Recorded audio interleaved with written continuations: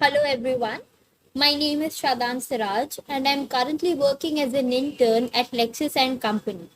Without further ado, let's get into today's topic, that is plagiarism. Plagiarism is a serious form of scientific misconduct which literally translates to steal or to kidnap in Latin. The copy paste culture is becoming rampant all over the world after the advent of electronic publications, and Indian medical literature is no exception. In reality, anything can be plagiarized. It may be ideas, concept, hypothesis, title, text, entire clinical data set, etc. Plagiarism invites the charges of copyright infringement in most of the cases, but there is no difference between plagiarism and copyright infringement. In plagiarism, the use of author's work is done without giving attribution to him, whereas the use of author's work without the permission, where the work is protected by copyright, it is known as copyright infringement. Plagiarism is an act related with moral wrong apart from inviting legal action, as the original author has the moral right to be called the author of the work. Plagiarism may also occur without copyright infringement. Copyright infringement will occur only if the work that is copied is protected by copyright by the use of a work without crediting its author would be plagiarism. Now, does plagiarism amount to cheating? Plagiarism in normal sense is considered as unethical issue but not a crime. But as someone else's work or ideas are misrepresented as one's own work, so it amounts to fraud. When the act has been done dishonestly, it shows the ingredients of cheating. When a substantial portion of the copyrighted work is copied without the permission and knowledge, then it amounts to criminal proceedings. It will amount to both the copyright infringement and the violation of special right of the author to be credited.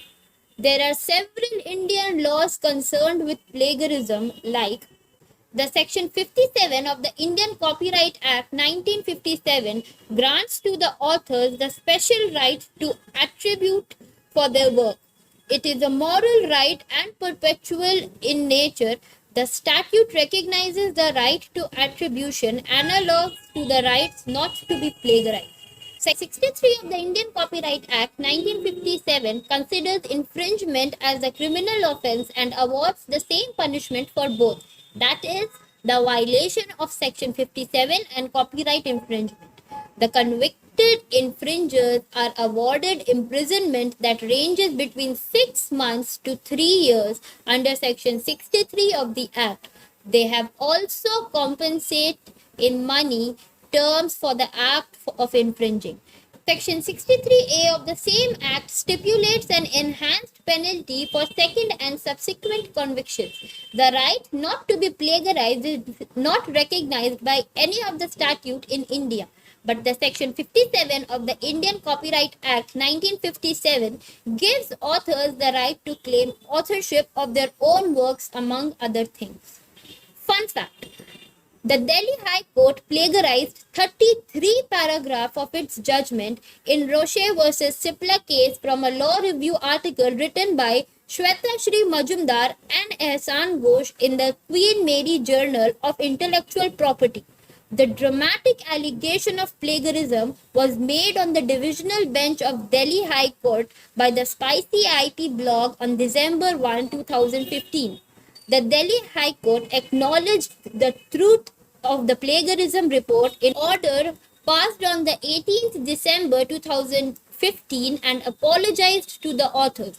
The responsibility of the plagiarism was laid down to an intern who was told to write a precise facts of the case. This story tells us that everyone is capable of committing mistakes, right? There are several ways to avoid plagiarism. We can cite our source, present our own ideas, and use a plagiarism checker. To conclude, we must increase awareness about plagiarism and ethical issues among our scientists and authors. We must be honest in our work and should not violate copyright law. There should be serious steps against authors which should bring disrespect to authors and even loss of his academic. Thank you.